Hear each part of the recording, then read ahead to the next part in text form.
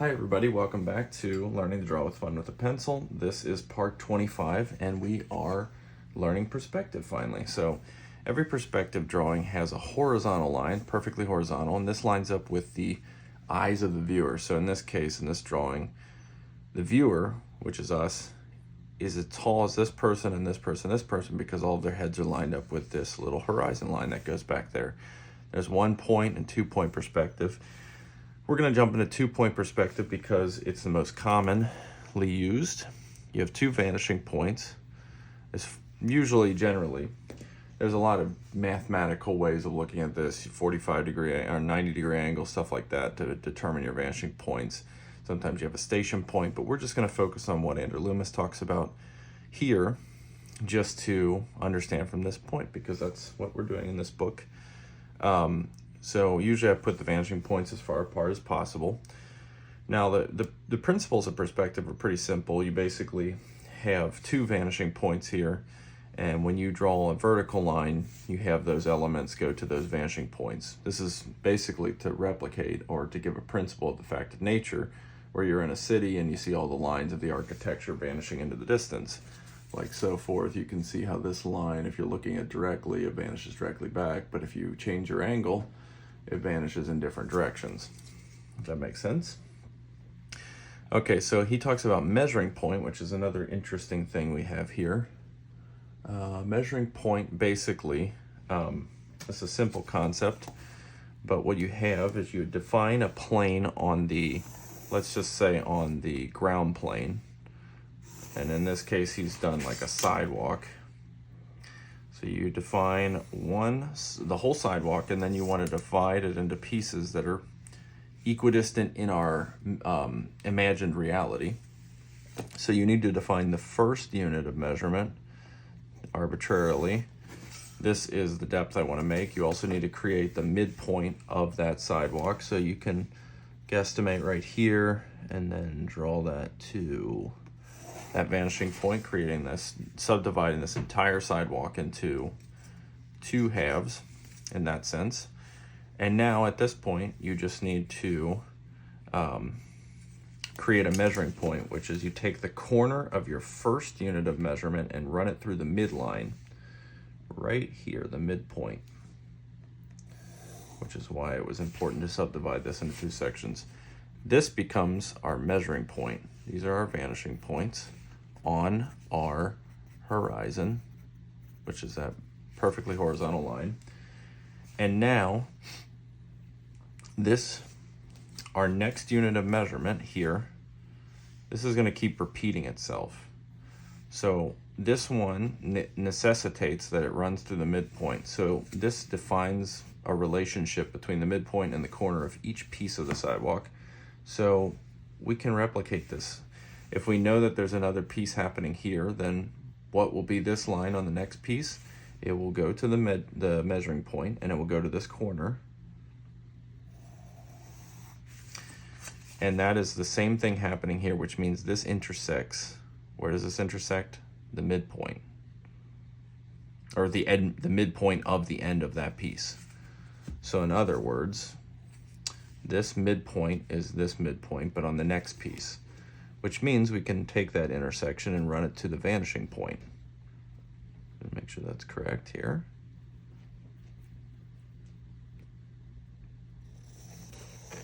There we go, there's our next piece of sidewalk. Same thing will happen. What is this corner on the next piece? It's this corner, and it runs to the midpoint, or I'm sorry, the measuring point.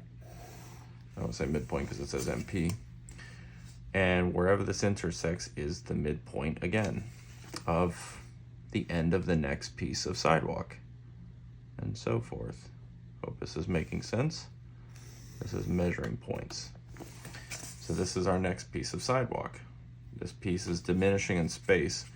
We can do it again and again and again, running to the edge of that corner.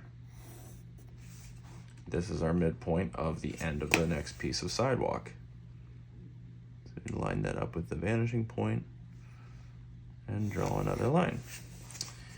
And then so on and so forth.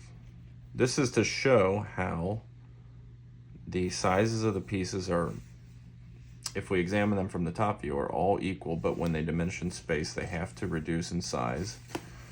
There's that little midpoint again of the end of the tile, so to speak, and so forth. So that's how you subdivide it if it's on the ground plane, which is pretty cool. I generally like to make these things darker so that we can see them as different and standing out from our construction lines.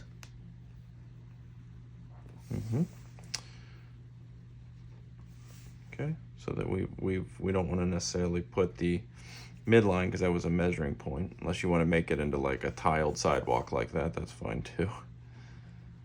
But here we are. These pieces are long and thin, or seemingly, but this is what they look. And the more they get in front of us, the more they look a little thicker. Now, how would I do that if I wanted to do a vertical like this fencing in the back?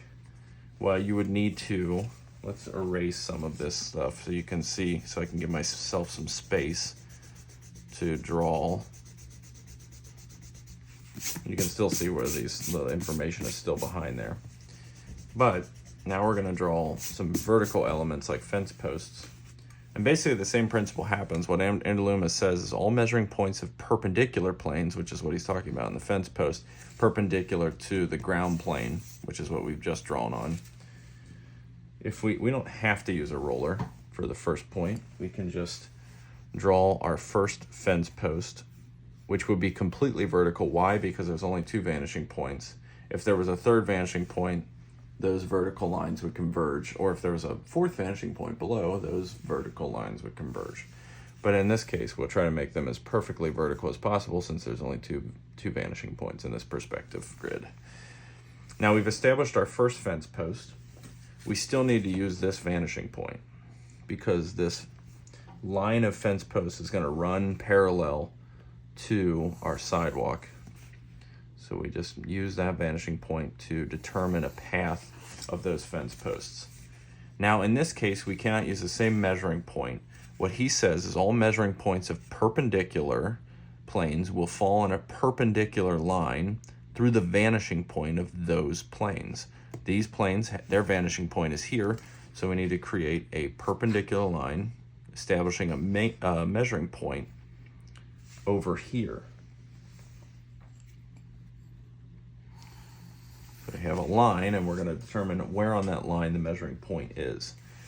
After that, it's basically the same thing flipped about this. So we need to draw the measurement, the distance between the first two units. So if I want to put the next fence post here, then we also need to draw, like we did here, a midpoint, or I'm sorry, a midpoint, a line that goes through that series of fence posts at the middle. And then it's basically the same deal. From the corner through the midpoint.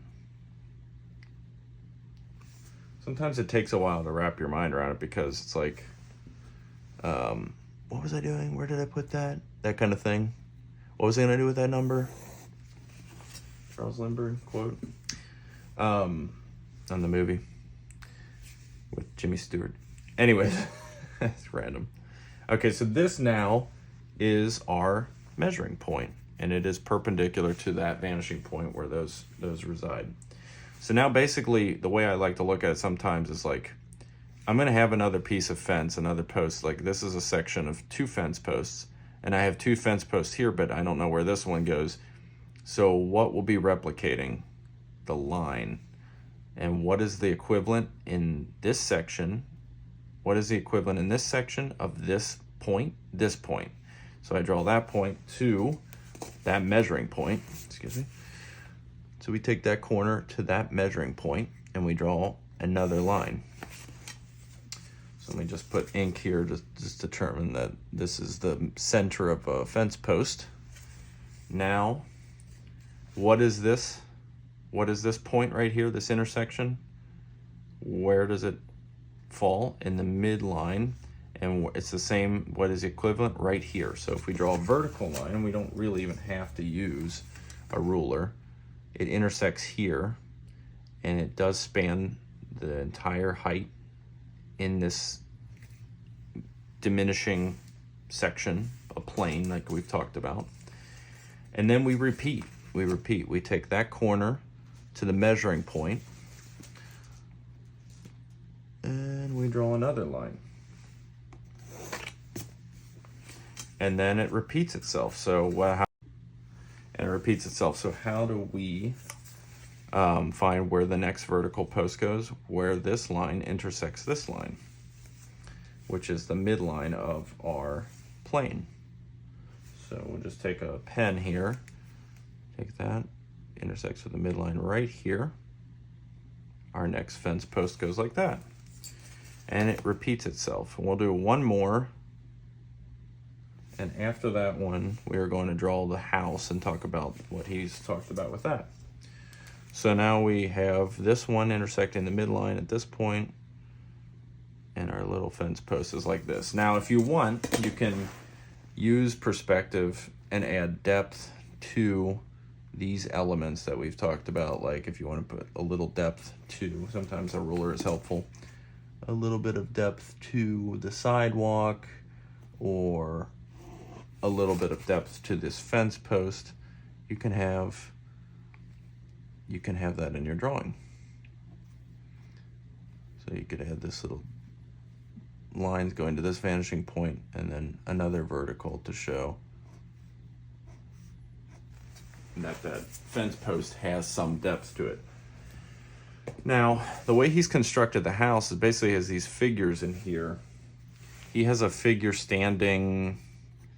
Our drawing is not exactly the same as his, but let's just say he's got these figures standing here. He's got a figure standing back here.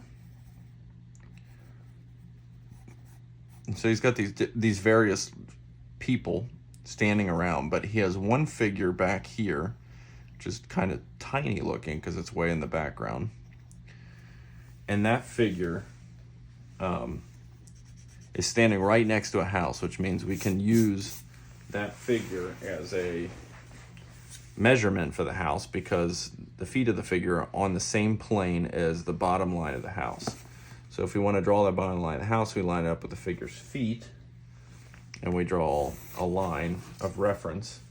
And then it's up to us about, how wide we want to create the house. But because one thing special about it is that because the figure is right next to the house, we can do a two-story house by making one line that's slightly taller than that figure and then duplicating it.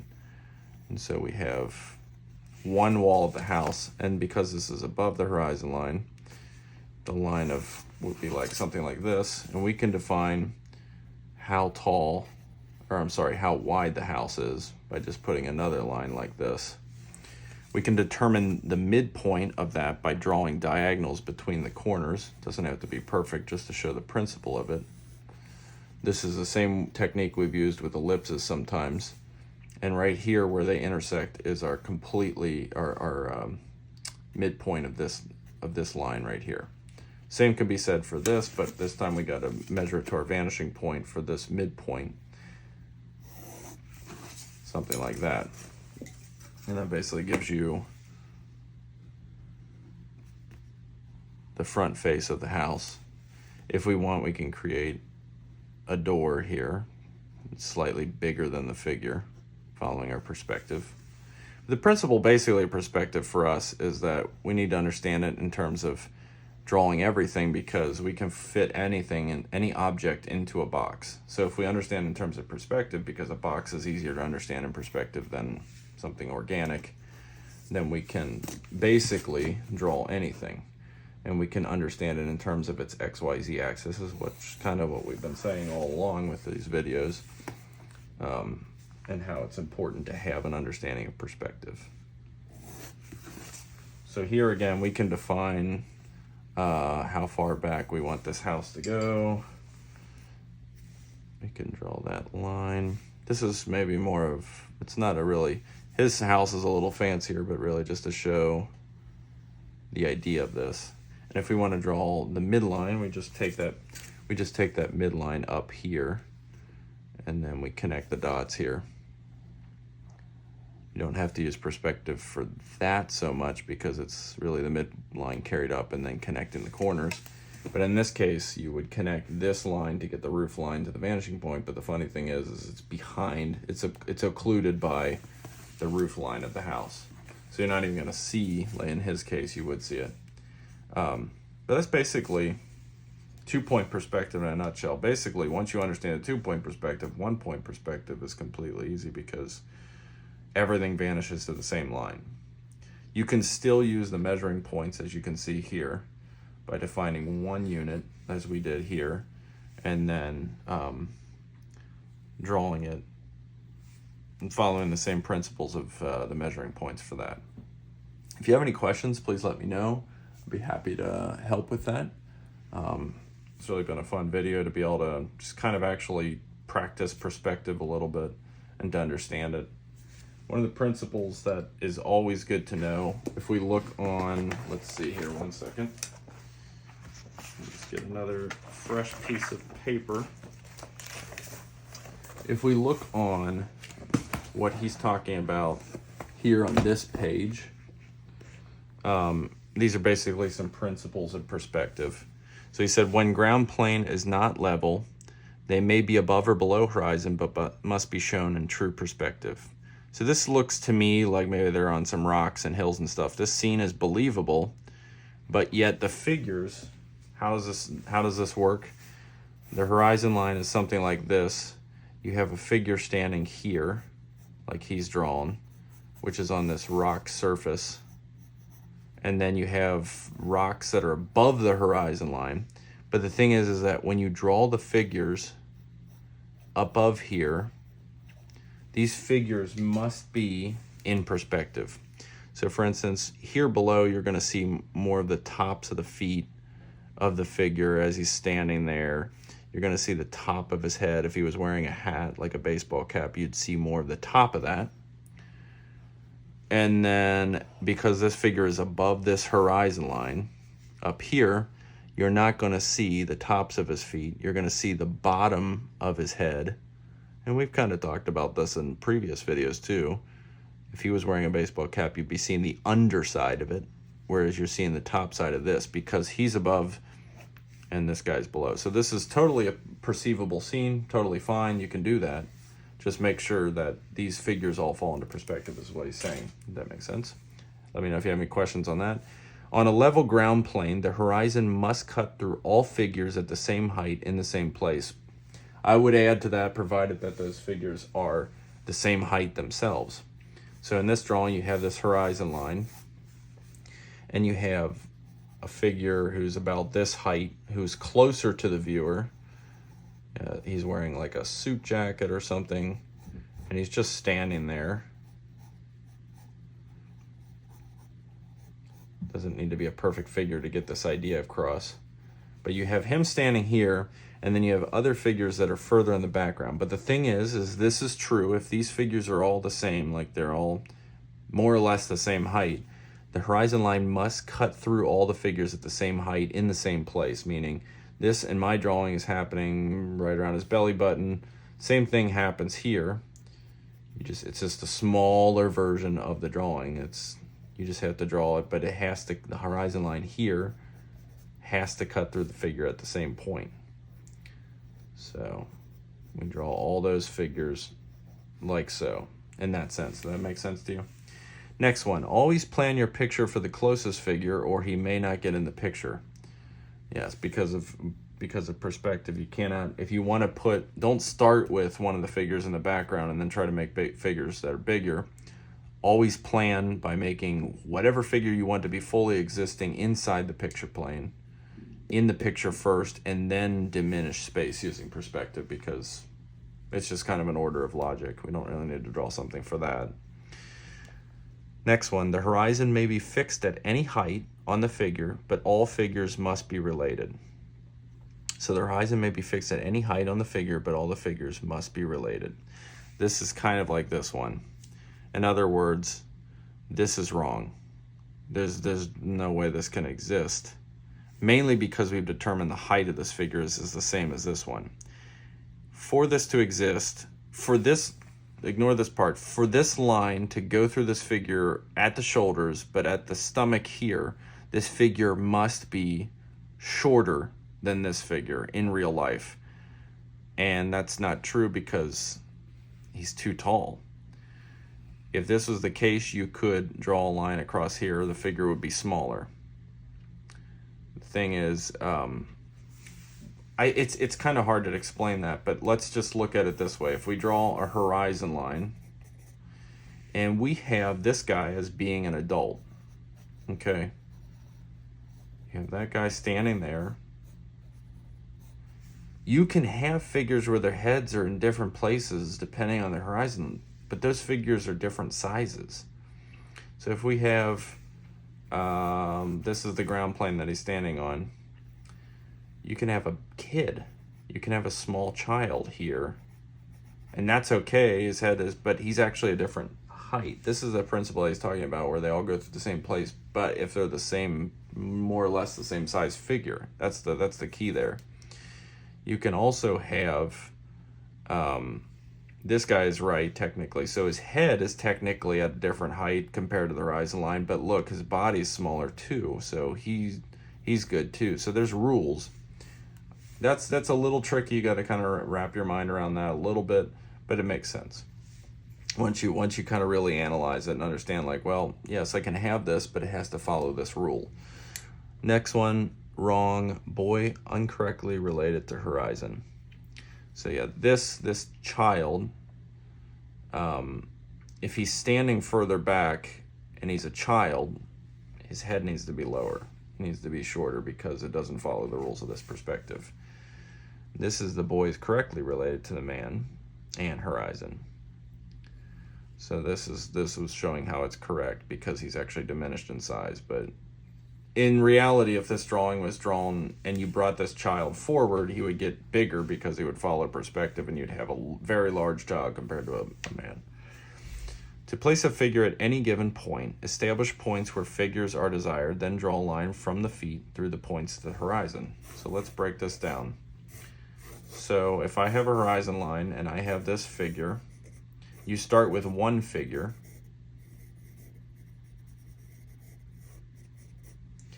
and you want to draw, to place a figure at any given point, establish points where figures are desired. So if I want a figure right here, good. I've established my point. Then draw a line from feet through the points to the horizon. And then you have that, like so.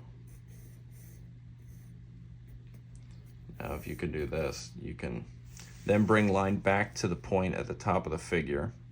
So you bring that line back to the point at the top of the figure. Erect perpendicular at the points chosen. So you've drawn another picture, or another figure basically. If we take our pen, he's drawn two figures, so don't get confused here. I'm just drawing one here to show the point. So you got the first figure, and then you have the second figure. Basically, you've created, kind of like our sidewalk, you've created only this is a perpendicular plane to the ground plane, and you've drawn a diminishing line to do that. You can do it again and again and again. So like he said, you can draw